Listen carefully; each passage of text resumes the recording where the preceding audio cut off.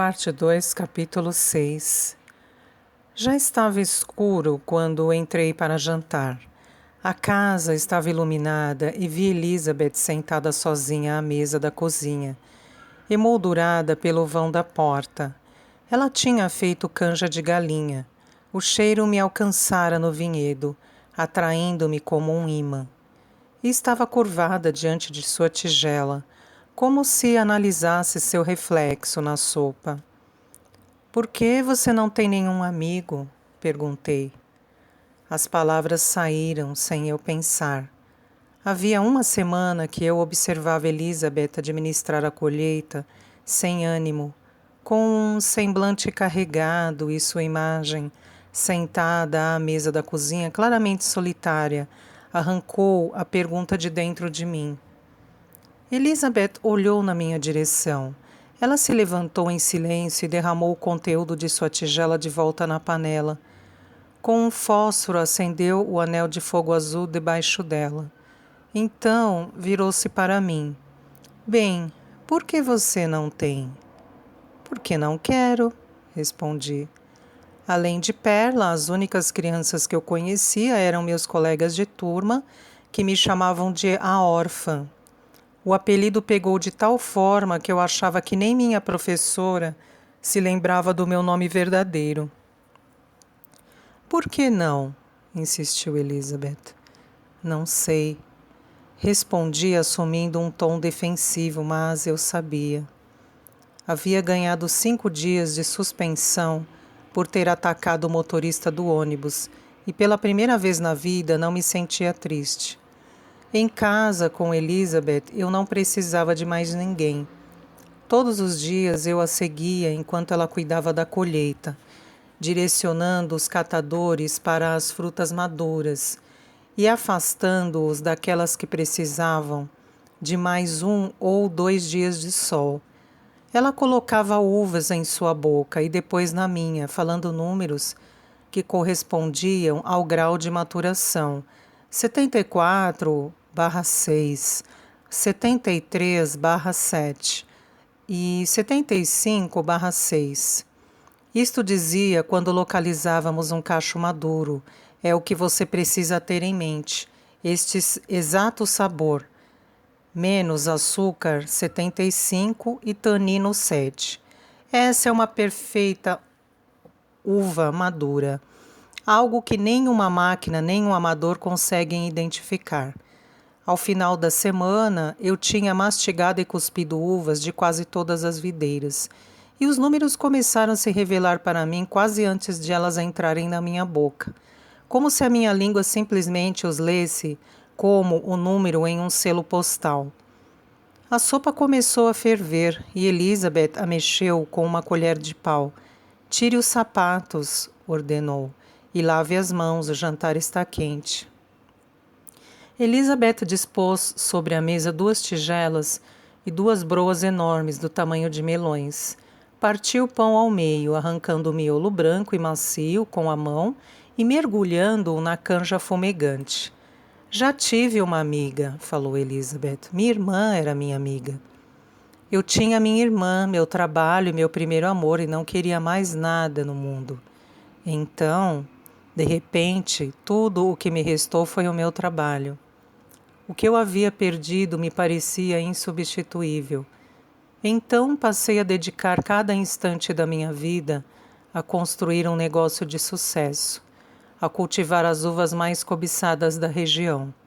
A meta que estabeleci era tão ambiciosa e consumia tanto tempo que não tive um só minuto para pensar em tudo o que havia perdido. Compreendi que o fato dela ter me acolhido havia mudado aquilo. Minha presença era um lembrete constante da família, do amor, e me perguntei se ela teria se arrependido de sua decisão. "Vitória", perguntou Elizabeth sem rodeios, "você é feliz aqui?" Assenti, com meu coração subitamente disparado. Ninguém nunca havia me feito uma pergunta dessas, sem depois acrescentar algo como "por quê?", "se estivesse feliz", "se tivesse o bom senso de saber que tem sorte de estar aqui", não agiria como uma pirralha ingrata. Mas, quando o sorriso de Elizabeth finalmente surgiu, transmitia apenas alívio. Ótimo, falou, porque estou feliz por ter você aqui. Na verdade, nem estou ansiosa para que volte à escola amanhã. Tem sido bom tê-la em casa. Você se abriu um pouco. Pela primeira vez parece interessada em alguma coisa e, embora eu admita sentir um pouco de ciúme das uvas, fico alegre em ver você se relacionando com o mundo. Odeio a escola, falei. O simples fato de pronunciar aquela palavra fez a canja subir e voltar até minha garganta. Uma sensação desagradável, nauseante. Odeia de verdade? Porque sei que você não odeia aprender. Odeio de verdade. Engoli em seco, então lhe contei do que eles me chamavam. Contei como era igual a todas as outras que tinham frequentado na vida, que eu era isolada, rotulada, observada e que ninguém nunca me ensinava nada. Elizabeth comeu seu último pedaço de pão e em seguida levou a tigela para a pia. Então vamos tirar você de lá amanhã. Posso lhe ensinar mais coisas do que você jamais aprenderia naquele colégio. E se quer saber, acho que você já sofreu o suficiente para uma vida inteira. Ela voltou à mesa, recolheu minha tigela e encheu de novo até a borda.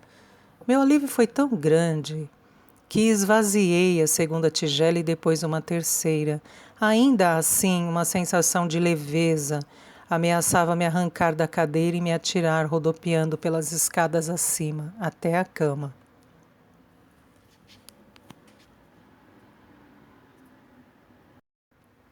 Parte 2, capítulo 7. Minhas fotografias ficaram horríveis.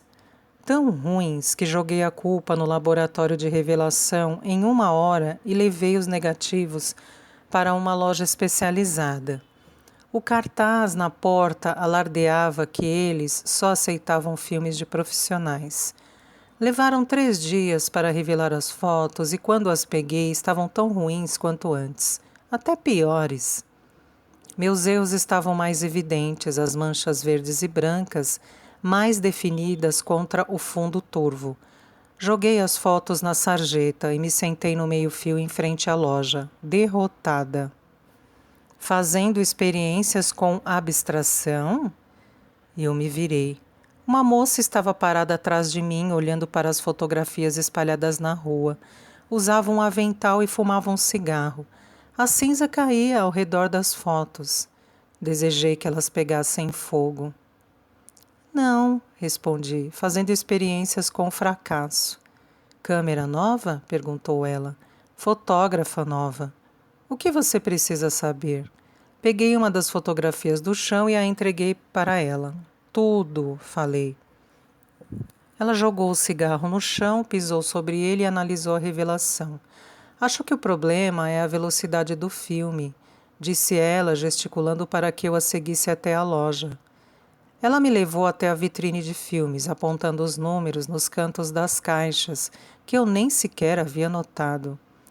A velocidade do obturador estava muito baixa, explicou-me ela, e a velocidade do filme não combinava com a luz fraca de fim de tarde. Anotei tudo o que ela disse no verso das fotos e as guardei no bolso de trás da calça. No sábado seguinte, esperei ansiosa o fim do expediente. A loja estava vazia, não tínhamos nenhum casamento. Renata estava cuidando de uma papelada e passou a manhã inteira sem desgrudar os olhos da mesa. Quando me cansei de esperar que ela me liberasse, parei perto dela e fiquei batendo com o pé no chão de concreto. Está bem, pode ir, disse ela, gesticulando, para que eu saísse. Eu me virei e já estava a meio caminho da porta quando a ouvi acrescentar. E não venha amanhã, nem na semana que vem ou na outra. Parei de andar. O quê? Você trabalhou o dobro de horas pelas quais recebeu. É justo que saiba disso. Eu não vinha fazendo as contas, afinal, mesmo se quisesse, não poderia arranjar outro trabalho. Não tinha diploma de nível superior, não havia nem concluído o ensino médio e não sabia fazer nada. Imaginava que Renata soubesse disso e me colocasse para trabalhar quanto quisesse. Eu não me ressentia dela. E daí? Tire umas semanas de folga, venha daqui a 2 semanas, no domingo, e lhe pagarei como se tivesse trabalhado. Estou lhe devendo dinheiro. Voltarei a precisar de você perto do Natal e tenho 2 casamentos no dia de Ano Novo. Ela me entregou um envelope com dinheiro, o que deveria me dar no dia seguinte. Eu o guardei na mochila. Está bem, falei. Obrigada, até daqui 2 semanas. Grant estava no estacionamento do mercado quando cheguei, carregando um balde de flores não vendidas. Eu me aproximei e estendi as fotos desfocadas para ele, segurando-as em um leque. Quer uma aula agora? Perguntou ele, achando graça. Não, respondi, entrando em seu caminhão. Ele balançou a cabeça. Comida chinesa ou tailandesa? Eu estava lendo as anotações que fizera no verso das fotos constrangedoras e não respondi. Quando ele parou para comprar comida tailandesa, fiquei esperando no veículo. Alguma coisa picante, gritei pela janela aberta, com camarão. Eu tinha comprado 10 rolos de filme colorido, cada um com uma velocidade diferente. Começaria com o de asa 100, para a luz forte da tarde, e então iria subindo até o de 800, que usaria logo depois do pôr do sol. Grant se sentou à mesa de piquenique com um livro e de vez em quando parava a leitura e olhava para mim. Eu mal saía da minha posição agachada entre 2 arbustos de rosas brancas. Todas as flores estavam abertas. Dentro de 7 dias não haveria mais rosas. Como na semana anterior, numerei todas as minhas fotografias e anotei cada ângulo e ajuste. Dessa vez, estava determinada a acertar. Quando a escuridão era quase total, guardei a câmera. Grant já não estava sentado à mesa de piquenique. A luz brilhava nas janelas da torre de água em meio a uma nuvem espessa de vapor. Grant estava cozinhando, eu me sentia faminta. Coloquei os 10 rolos de filme na mochila e entrei na cozinha. Está com fome? Ele me observou fechar o zíper da mochila e respirar fundo. Você está falando sério? Grant sorriu. Fui até a geladeira e a abri. Estava vazia, exceto por um pouco de iogurte e um galão de suco de laranja. Peguei o suco e bebi direto do gargalo. Fique à vontade. Obrigada. Tomei outro gole e me sentei à mesa. O que você está fazendo? Ele apontou para as 6 latas vazias de ravioli de carne. Fiz uma careta. Quer cozinhar? Perguntou ele. Eu não cozinho. Os abrigos têm cozinheiros e desde que saí do último, como na rua. Você sempre viveu em abrigos? Desde que saí da casa de Elizabeth. Antes, morei com um monte de pessoas diferentes. Algumas cozinhavam bem, outras não. Ele me analisou como se quisesse saber mais. Porém, não me estendi no assunto. Nós 2 nos sentamos à mesa com as tigelas de ravioli. Do lado de fora caía uma chuva torrencial que ameaçava transformar as estradas de terra em rios. Quando terminamos de comer, Grant lavou sua louça e foi para o andar de cima. Fiquei sentada à mesa da cozinha, esperando que ele voltasse para me levar embora, mas ele não voltou. Bebi mais suco de laranja e olhei pela janela. Quando voltei a sentir fome, vasculhei o armário até encontrar uma embalagem fechada de biscoitos, que comi inteira. Grant continuou lá em cima. Coloquei uma chaleira para ferver e fiquei parada diante dela, aquecendo minhas mãos com a chama do fogo. A chaleira começou a chiar. Enchi 2 canecas, peguei saquinhos de chá de uma caixa sobre o balcão e subi as escadas. Grant estava sentado no sofá do 2º andar, com o livro aberto no colo. Entreguei-lhe uma caneca e me sentei no chão em frente à estante. A sala era tão pequena que, mesmo eu tendo me sentado o mais longe possível dele, Grant poderia tocar meu joelho com os dedos dos pés se esticasse as pernas. Eu me virei para a estante. Na prateleira mais baixa havia uma pilha de livros maiores do que o normal. A maioria manuais de jardinagem misturados com livros de biologia e botânica. Biologia? Perguntei, pegando um dos livros e abrindo-o em um desenho científico de um coração. Comecei um curso de 2 anos numa faculdade pública. Depois que minha mãe morreu, passei algum tempo pensando em vender a fazenda e ir para a universidade. Mas abandonei o curso na metade, não gostava dos auditórios, muita gente e poucas flores. Uma veia azul grossa saía do coração, fazendo uma curva. Corri meu dedo por ela e ergui os olhos para Grant. O que você está lendo? Gertrude Stein. Balancei a cabeça, nunca tinha ouvido falar dela. A poeta? Perguntou ele. Uma rosa é uma rosa? É uma rosa. Tornei a balançar a cabeça. Durante seu último ano de vida, minha mãe ficou obcecada por ela. Passou quase a vida toda lendo os poetas vitorianos e, quando descobriu Gertrude Stein, disse que foi um alívio. O que ela quer dizer com isso? Uma rosa é uma rosa é uma rosa? Perguntei. Fechando o livro de biologia com força, deparei com o esqueleto de um corpo humano. Cutuquei a órbita vazia com o dedo. Que as coisas são apenas o que são, respondeu ele. Uma rosa é uma rosa. É uma rosa, acrescentou ele, com um sorriso tímido. Pensei em todas as rosas no jardim lá embaixo, com seus vários tons e idades diferentes, exceto quando ela é amarela, falei, ou vermelha, ou cor-de-rosa, ou quando está fechada ou morrendo. Foi o que sempre pensei, disse Grant. Mas estou dando à senhora Stein uma chance de me convencer. Ele voltou ao seu livro. Peguei outro volume de uma prateleira mais alta. Era um livro de poesia fino. Elizabeth Barrett Browning.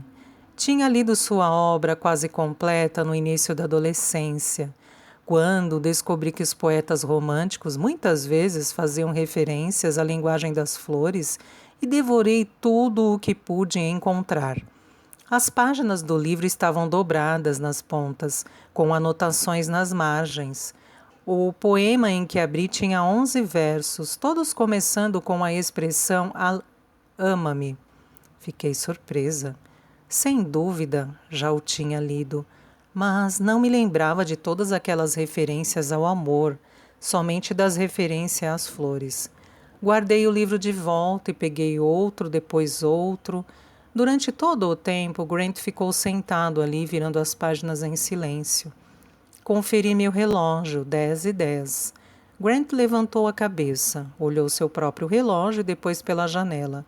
Ainda estava chovendo. Você quer ir para casa? As estradas estavam molhadas e a viagem seria lenta. Eu ficaria ensopada nos 2 quarteirões entre a Bloom e meu quarto azul e a banda de Natália estaria ensaiando. Renata não me esperava para trabalhar no dia seguinte. Então, percebi que eu não estava com muita vontade de voltar para casa. Eu tenho escolha? Perguntei. Não vou dormir aqui com você. Não vou ficar aqui. Você pode dormir na minha cama, ou no sofá, ou onde quiser. Como vou saber que você não vai voltar no meio da noite? Grant pegou seu chaveiro no bolso, separou a chave da torre de água, entregou-a para mim e desceu para o andar de baixo. Eu o segui. Na cozinha, pegou uma lanterna dentro de uma gaveta e um casaco de flanela pendurado num gancho. Abri a porta e ele saiu, parando debaixo da cobertura da varanda. A água da chuva corria como um lençol d'água em volta do alpendre coberto. Boa noite, disse ele. Você tem uma cópia da chave? Perguntei. Grant bufou e balançou a cabeça, mas estava sorrindo. Ele se agachou e pegou um regador enferrujado, cheio até a metade de água da chuva. Despejou a água pelo bico, como se estivesse regando o casaco encharcado. No fundo do recipiente havia uma chave. Está tão enferrujada que nem deve funcionar mais. De todo modo, aqui está. Ele me entregou a chave e nossas mãos se fecharam em volta do metal molhado. Obrigada, falei. Boa noite. Ele ficou parado enquanto eu fechava e trancava a porta. Respirei fundo no vazio da torre de água e subi as escadas. No terceiro piso, tirei o lençol da cama de Grant e voltei para a cozinha, enroscando-me debaixo da mesa de piquenique. Se a porta se abrisse, eu escutaria. Mas tudo o que eu ouvi a noite inteira foi o barulho da chuva. Na manhã seguinte, Grant bateu a porta por volta das 10h30. Eu ainda estava dormindo debaixo da mesa. Tinha passado 12 horas ali, por isso estava com o corpo rígido e demorei a me levantar. Parei diante da porta, recostando-me contra a madeira firme e esfregando os olhos, as maçãs do rosto e a nuca. Então a abri. Grant estava parado do lado de fora com as mesmas roupas que usara na noite anterior. Parecia apenas um pouco mais esperto do que eu. Depois de cambalear para dentro da cozinha, ele se sentou à mesa. A tempestade tinha passado. Do outro lado da janela, sob um céu sem nuvens, as flores cintilavam. Um dia perfeito para fotografar. Mercado dos fazendeiros? Perguntou ele. Aos domingos vendo as flores lá em vez de na cidade. Quer vir comigo? Eu me lembrava de que dezembro era uma época ruim para frutas, legumes e verduras. Laranjas, maçãs, brócolis, couve, mas mesmo que estivéssemos no meio do verão, eu não iria querer visitar o mercado dos fazendeiros. Não queria me arriscar a ver Elizabeth. Para ser sincera, não, mas preciso de filme. Então venha comigo. Pode esperar no caminhão enquanto vendo o que sobrou de ontem. Depois levo você à farmácia. Grant subiu para trocar de roupa enquanto eu escovava os dentes com o dedo. Após jogar uma água no rosto e no cabelo, fui esperar no caminhão. Minutos depois, quando ele chegou, tinha feito a barba, vestido um blusão cinza limpo e uma calça jeans apenas um pouco suja. Ainda parecia cansado e puxou o capuz do blusão sobre a cabeça enquanto trancava a porta. A estrada havia alagado em alguns trechos e Grant dirigiu devagar, seu caminhão balançando como um barco em alto mar. Fechei os olhos. Menos de 5 minutos depois, ele parou e, quando abri os olhos, estávamos em um estacionamento lotado. Grant saltou e eu me afundei no banco. Baixando seu capuz sobre a testa, ele arrastou os baldes para fora da caçamba. Tornei a fechar os olhos e pressionei a orelha contra a porta trancada, tentando não ouvir os barulhos do mercado agitado, ou me lembrar de quantas vezes estivera ali quando criança. Após um tempo, Grant finalmente voltou. Pronta? Perguntou. Ele seguiu até a loja mais próxima, uma drogaria que vendia equipamentos de pesca e produtos farmacêuticos. O fato de estar exposta tão perto de Elizabeth me deixou nervosa. Eu me detive agarrando a porta do caminhão. Elizabeth? Ela não vai estar lá dentro. Não sei onde ela faz compras, mas frequenta esta loja há mais de 20 anos e nunca a vi aqui. Aliviada, entrei na farmácia e fui direto para o balcão de revelações, colocando meus rolos de filme num envelope e entregando-os num guichê. 1 hora?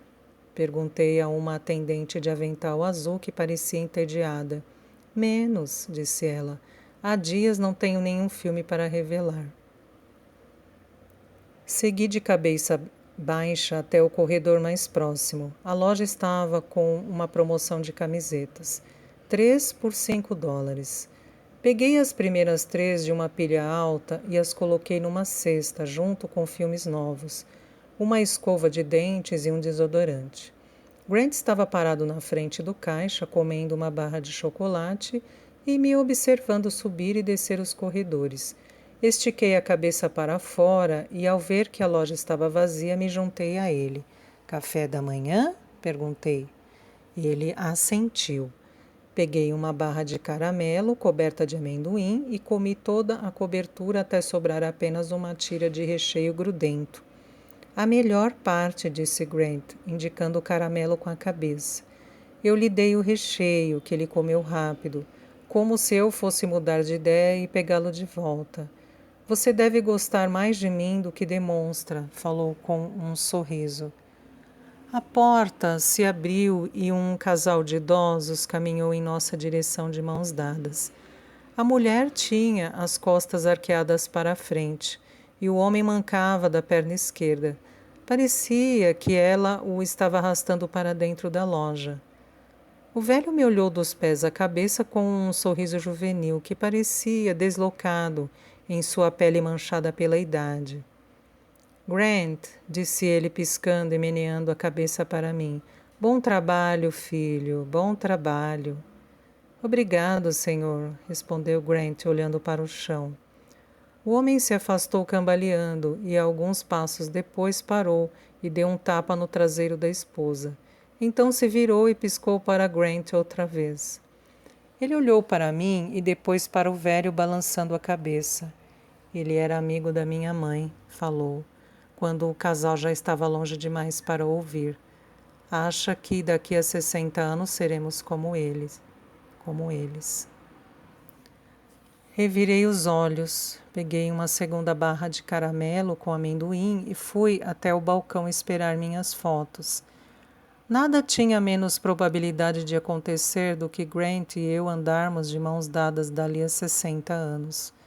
A atendente me entregou o primeiro rolo, que já havia sido revelado, os negativos cortados e depositados em um envelope transparente. Enfileirei as fotografias sobre o balcão amarelo vivo. As primeiras 10 estavam desfocadas. Não manchas brancas irreconhecíveis, como as da minha primeira tentativa, apenas desfocadas. A partir da 11ª eram passáveis, mas nada de que eu pudesse me orgulhar. A moça continuou me entregando um rolo de cada vez, e continuei a enfileirar as fotos sobre o balcão, tomando cuidado para não tirá-las da ordem. Grant ficou por perto, abanando-se com 5 embalagens de chocolate vazias. Eu me aproximei dele e mostrei-lhe uma foto. Era a 16ª fotografia do 8º rolo. Uma rosa branca perfeita, luminosa e nítida. O contraste com o fundo escuro criando uma moldura natural. Grant se inclinou para a frente, como se quisesse cheirá-la, e assentiu. Muito bem. Vamos, falei. Paguei pelos produtos de minha cesta e pelas barras de chocolate de Grant e fui andando em direção à saída. E as fotos? Perguntou ele, detendo-se e olhando para o mar de impressões que eu havia deixado em cima do balcão. Só preciso desta aqui, respondi, erguendo aquela única fotografia.